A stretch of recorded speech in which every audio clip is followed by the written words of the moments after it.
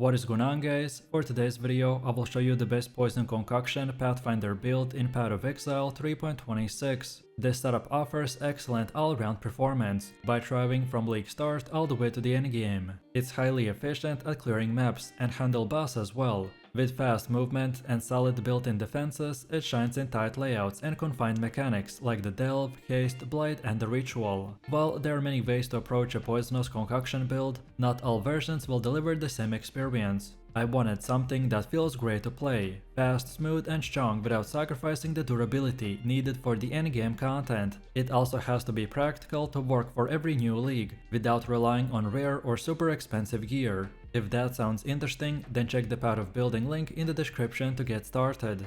And before we continue, thanks to U4GM. They are a pro website that provides PoE boosting, items and even currency with a cheap price and fast delivery. They have over 17,000 positive comments and this website is really worth a try. So make sure to use my discount code KAID for extra 6% off. So, the Poisonous Concoction is a projectile build, meaning you will frequently stop to throw the flask. Like other projectile setups, this will create a rhythm, so stutter step style. As we are alternating between the movement and attacks, it's smoother than it sounds and quickly becomes fun. This build makes it even more fluid with a high movement and attack speed. Since Poison Concoction will require a shield, we will gain access to strong defensive layer. This build consistently hits the damage over time cap each league, and as you can see in the gameplay, that's more than enough for the endgame bosses. Ubers will require some extra focus, but are absolutely doable. What really makes the build stand out is how simple and low maintenance it is. 2 or 3 active buttons at most, so right click to throw potions, a key for the Plague Barrier and optional triggers like the Val Grace, Val Molten Shell or the Val Haste. Pathfinder will sacrifice a bit of damage to gain near permanent flask uptime. However, Trickster gets similar benefits while mapping, but may experience flask downtime during the prolonged boss fights, so either options can work.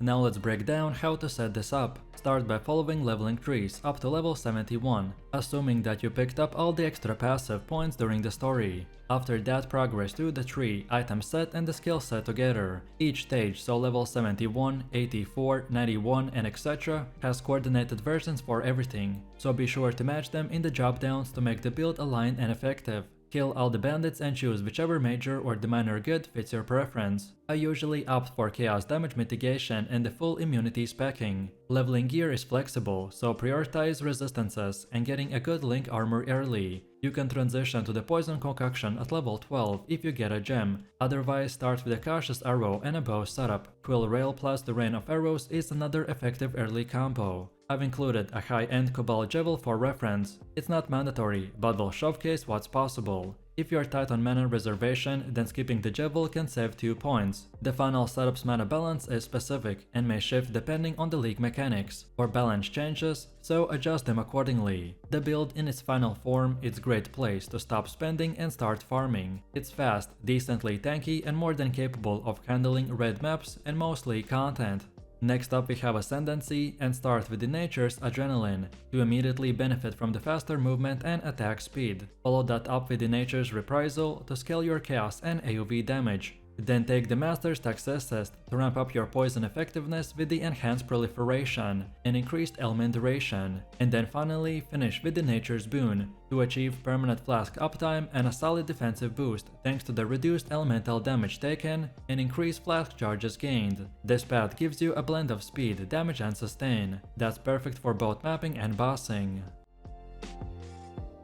Next up we have our skill tree. These passives are optimized around the Poisonous Concoction ability to amplify unlimited poison stacks, with one caveat discussed later. This makes the stats like increased attack speed, area of effect, and duration incredibly valuable, since the faster and more often you can apply poison, and the longer they last, the more total damage you will deal. Movement speed also plays a major role in the smooth gameplay. We can stack frenzy charges and convert them into affliction charges using our gear, which gives us a huge offensive and defensive benefit. This setup results in sustained damage over time, strong recovery and a build that feels great to play in all content types. Then next we have our skill gems. Poisonous Concoction is the heart of this build, which is a chaos-based projectile skill that throws explosive flasks, dealing AoE and applying poison. It's highly effective for both clearing and single target damage when supported correctly. Unbound elements will boost the duration and the damage of the poison, making it a very important part. Greater volley and the greater multiple projectiles will help to increase flask coverage and stack poison across the large packs, though they do lower single target damage slightly. For high value boss encounters, you can swap out the GMP for void manipulation, or even deadly elements to increase single target performance. Vicious projectiles will add strong scaling to both hit and the dot damage,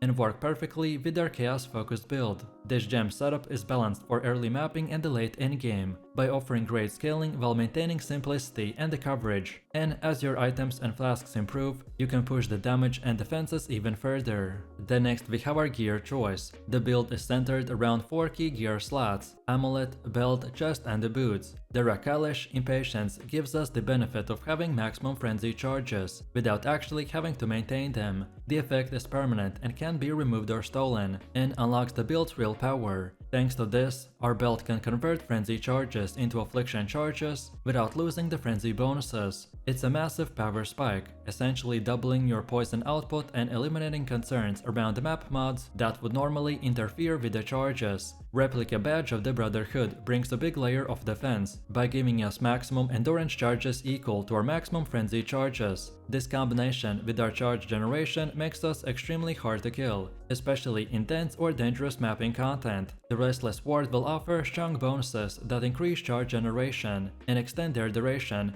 helping them to make all the charges functionally permanent as long as you're actively playing it. It's still necessary to generate frenzy charges to enable this engine. While the passive tree gives us some on-kill generation, the most consistent method is equipping a precursor emblem ring with a mod like a 10% chance to gain a frenzy charge on a hit, and once you have this, the loop is complete. To handle the mana reservation, we use the Devouring Diadem. It eliminates mana problems and allows us to run our aura setup comfortably. There's also a tankier variation of the build that skips the Tandem and uses a life tap instead, but it's trickier to gear. That option also includes if you want to experiment. Just don't forget, your helmet should have the increased duration of the elements you inflict while focused. It's crucial to scaling with your poison duration, so be sure to get it as soon as you can.